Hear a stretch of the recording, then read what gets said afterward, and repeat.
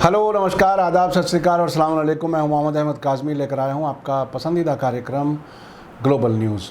आज की अहम खबर भारत की तरफ से इजराइल फ़िलिस्तीन मामले पर बदलती पॉलिसी के बारे में है। हाल ही में यूनाइटेड नेशंस में इजराइल के ख़िलाफ़ जांच के रेजोल्यूशन पर वोटिंग के दौरान भारत गैर हाजिर रहा था।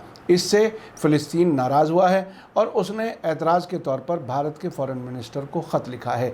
वोटिंग के दौरान भारत उन 14 मुल्कों में शामिल था जिन्होंने इजराइल के ख़िलाफ़ वोट नहीं डालते हुए वोटिंग से गैर हाजिर रहने का फ़ैसला किया था। इस पर फ़िलिस्तीन के फ़ॉरेन मिनिस्टर डॉक्टर रियाज अल मालिकी ने भारत के फ़ॉरेन मिनिस्टर एस जयशंकर को ख़त लिखकर नाराज़गी जताई है। रियाज अल मालिकी ने कहा है कि रिपब्लिक ऑफ भारत ने यूनाइटेड नेशन सिक्योरिटी काउंसिल में इजराइल के ख़िलाफ़ जांच पर लाए गए फैसलाकुन और अहम रेजोल्यूशन के दौरान फ्लोर से गैर हाजिर रहकर एक अहम मौके को खो दिया है। यूनाइटेड नेशंस के ज़रिए इजराइल को जिम्मेदार और उसके ख़िलाफ़ इंसाफ की बुनियाद पर जांच होनी थी, लेकिन भारत वोटिंग के दौरान गैर हाजिर रहा।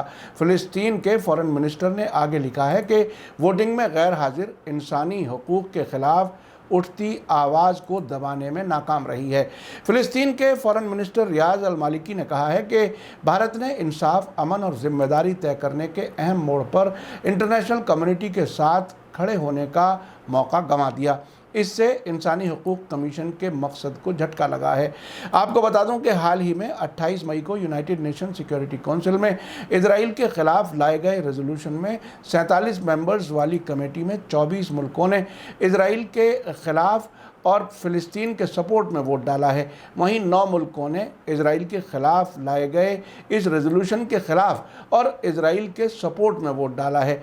भारत समेत 14 मुल्क वोटिंग के दौरान गैर हाजिर रहे थे और उन्होंने ना ही रेजोल्यूशन की मुखालिफत की और ना ही रेजोल्यूशन को सपोर्ट किया।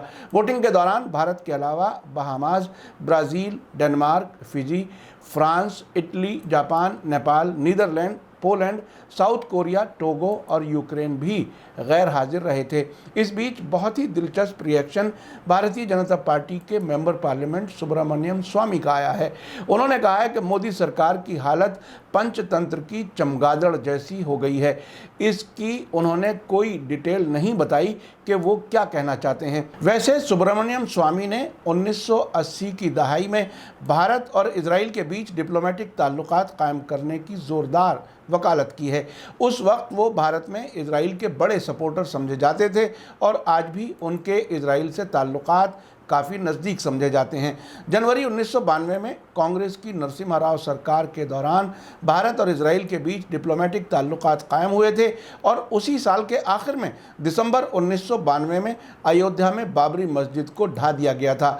अब सुब्रमण्यम स्वामी मोदी सरकार पर अक्सर हमलावर रहते हैं। हाल ही में उन्होंने प्राइम मिनिस्टर नरेंद्र मोदी की आर्थिक समझ यानी फाइनेंशियल अंडरस्टैंडिंग के बारे में कहा था कि इस मामले में वे ज़ीरो हैं। आपको याद दिला दूं कि भारत के यूनाइटेड नेशंस में नुमाइंदे टी.एस. त्रिमूर्ति ने हालिया जंग के दौरान फ़िलिस्तीन को सपोर्ट जाहिर की थी। साथ ही उन्होंने गज़ा से इजराइल पर होने वाले रॉकेट हमलों की मुखालिफत की थी। मैं आपको बता दूं कि इजराइल फ़िलिस्तीन मामले में सबसे बड़ी खराबी की जड़ में फ़िलिस्तीन के नुमाइंदे के तौर पर मुनाफिक फ़िलिस्तीनी लीडर महमूद अब्बास को समझना है।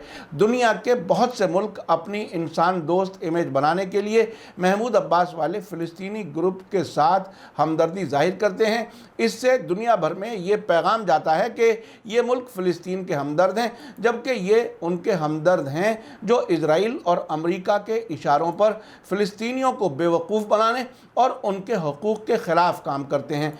असल में इसी काम के लिए इजराइल और अमेरिका ने इनको अपने मर्ज़ी से काम लेने के लिए बिठाया हुआ है। हकीकत में महमूद अब्बास जैसे लोग इजराइल के जुल्म के ख़िलाफ़ खामोश रहते हैं और इजराइल के दुश्मनों को कमज़ोर करते हैं। इसीलिए मेरा समझना है कि किसी भी मुल्क या समाज को उसी समाज के बीच में मौजूद दुश्मन के दोस्त मुनाफिक ही सबसे ज़्यादा नुकसान पहुँचाते हैं। आखिर में आप बताइए कि क्या महमूद अब्बास के नुमाइंदे के भारत को लिखे ख़त की कोई अहमियत है या भारत या 13 और मुल्कों के वोटिंग में हाजिर ना होने से इजराइल को मजबूती मिलेगी और हमास जैसे फ़िलिस्तीनी रेजिस्टेंस ग्रुप्स में कोई कमज़ोरी आएगी? आप अपनी राय कमेंट्स में लिख सकते हैं। आखिर में आपको याद दिला दूं कि अगर आपने अभी तक media star world YouTube channel subscribe नहीं किया है तो सब्सक्राइब कर लें और घंटी दबाना ना भूलें। और अगर आप हमें फेसबुक पर देख रहे हैं तो हमारे पेज को लाइक करें ताकि हमारी आने वाली हर वीडियो की खबर सही वक्त पर मिल सके। इसी के साथ मुझे दीजिए इजाज़त। ग्लोबल न्यूज़ का ये एपिसोड कैसा लगा कमेंट्स में ज़रूर लिखें। थैंक यू, धन्यवाद, शुक्रिया। जय भारत, जय हिंद। मीडिया स्टार वर्ल्ड के और वीडियो देखने के लिए हमारे चैनल को सब्सक्राइब करें और सीधे नोटिफिकेशन पाने के लिए बेल आइकन दबाएं।